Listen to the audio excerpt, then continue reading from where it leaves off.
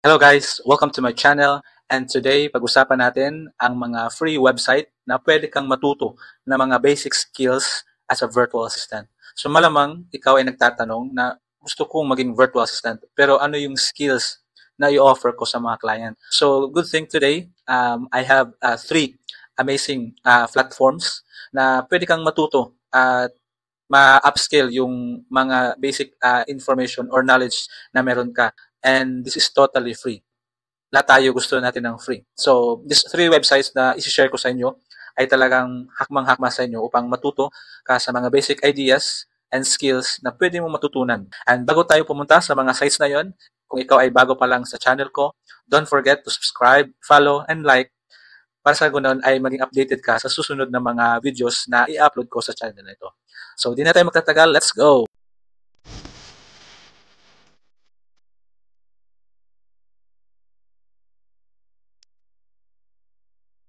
Okay. So, ang unang website na pupuntahan natin is Wing Assistant. Ito yung browser and search wingassistant.com/careers. So, click enter and you will be rerouted sa itong homepage na to. So, kung ikaw ay napunta dito sa ganitong page nila, so itong page na to is para sa mga client. So, kung sakali man na napuntahan mo tong website na to, don't you worry, browse down lang at punta ka doon sa pinakadulo at pindutin mo ito, Wing Careers, so all open position. So, mapoprompt ka sa homepage nila patungkol sa pag-apply ng any position na meron sila. Okay? So again, if it appears yung website for a client, so browse down lang and click careers and you will be routed on this homepage about any position available on this website. And now we will be clicking browse open position. So first up, this would be the homepage and we'll be clicking this browse open position. And there you go. We have Wing Assistant Careers that currently the site is offering. So maraming mga position na naka-publish dito sa site nila at pwede mo din silang i-filter. So since ang country natin is Philippines, and if you want to have a full-time job or either part-time, you can click that as well. So for now, wala silang part-time jobs. They offer full-time jobs. So stay tayo sa ganyan. And let's take for an example, we will be applying this general virtual assistant position. So there will be information showing on the screen. So ano yung mga duties and responsibilities. So sinare ko to sa inyo guys since bago ka mapunta sa kanilang Wing Academy, you need to apply first sa any position na meron sila. And once you apply, so once you click the apply button, you will be routed to fill up information. So once you fill up this information, okay, so just follow the instruction and after that, you will be prompted to submit the application. So once you submitted this application, you'll be receiving confirmation. So ito yung sample na, so after mo ma-submit mo yung application mo, makakatanggap ka ng confirmation na na-receive ng Wing Assistant yung application mo and they will provide you proper expectation kung ano yung mangyayari sa sa application mo. So ito yung sample na notification once you've enrolled the Wing Academy. So you will be setting your password and there's a link na ipo-provide ng Wing Academy. And once you click that link, you will be routed to another site which shows, there you go, this dashboard. So since I have my profile already sa Wing Academy, so these are my courses na naumpisahan ko na at natapos ko na din. So the good thing here is talagang matutunan mo yung mga basic information and skills as a virtual assistant. And once you click the start courses, let's take for example the basic data entry skills training. So once you resume that, so ito yung makikita mo sa dashboard mo ng yung training. So the good thing is may mga exam or quizzes din na ma-encounter. So before that, there will be any videos or presentation na ibibigay like ganito. So maganda nito is talagang detailed yung mga information and knowledge na ibibigay nila. And after that, there are some videos as well na pwede mo matutunan. So in this video, we're going to be talking about things such as timeline and Gantt chart views, how to create a So that would be the simple, or I should say sample videos na under sa lesson or training na to about data entry skills training. And aside from that, as I mentioned earlier, may mga assessment din dito like invoice assessment, And then may mga iba ding quizzes na may encounter ka dito. So ito yung kagandahan ng Wing Academy. Okay? And once you've done all those trainings, there's AGC as well sa Discord na pwede kang mag-request ng training na gusto mong matutunan. Okay? So number 2 website na ating pupuntahan ay HubSpot Academy. So in order to go to their website, go to your browser and type in academy.hubspot.com. So once you click enter, so you'll be rerouted to the homepage of the HubSpot Academy. So ito yung homepage ng HubSpot Academy, and most of the information is, well, obviously, it encourages us to sign up since all of the courses here is totally free. So it says here 100% free and online, unlimited access, hundreds of topics na gusto mong pag-aralan. So in order to have access on this one, just click sign up for free courses. And then since I have my own account already, so yan ang gagamitin natin. But if just in case you're a newbie on this website, just you can click create an account. So it will be prompted you to either log in using your email address or sign up any accounts that you are using. Or you can input your email address here and click verify email, and automatically makakatanggap ka ng confirmation to verify your email and request to set up an account. So once you have those information, just follow the instruction. So in order to see what would be the itsura ng courses or platform ng Academy ng HubSpot, we'll be using mine. So just click this one. So there you go. So once you will be successfully created an account under HubSpot Academy, so this would be the homepage of the platform wherein you can search more information or type in relevant courses that you want to learn for your upscaling skills or mga skills na gusto mong pang matutunan. Dito sa right side bar, so if you choose marketing, so let's take for example, let's click email marketing. So all of the courses will show on the results. So you can click this one and start this email marketing. So this would be a 4 hours course. And ang kagandahan nito is may mga courses na once na matapos mo ay may certification. So free pa siya at may certification pa siya. So ito yung kagandahan dito. So you can click any of that, and there's an introduction there. You can play it on your convenient time.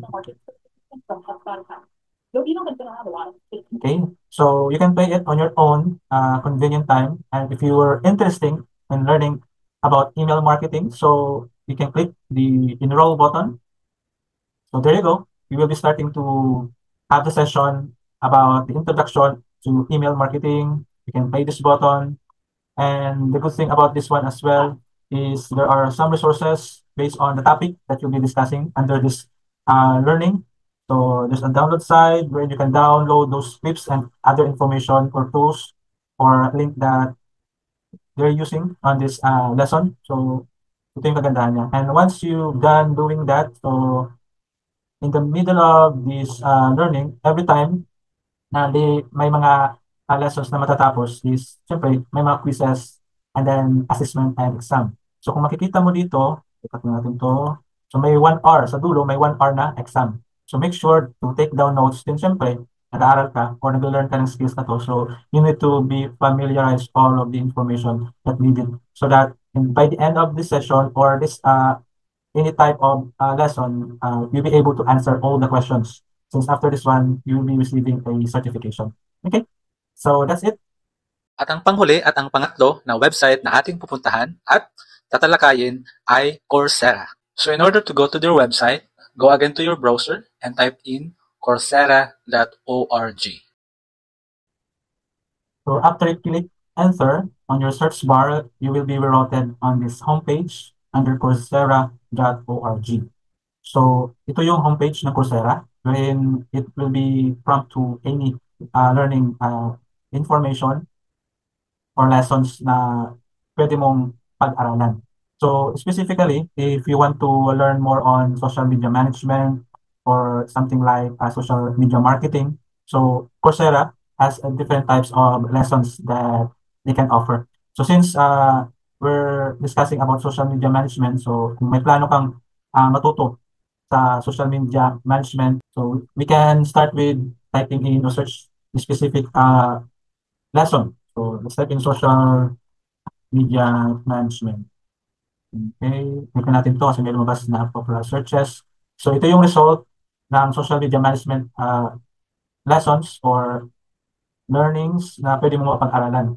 So click na natin yung pinakaunang button, pero if you have convenient time, you can search all the necessary results, or I should say results under the social media management.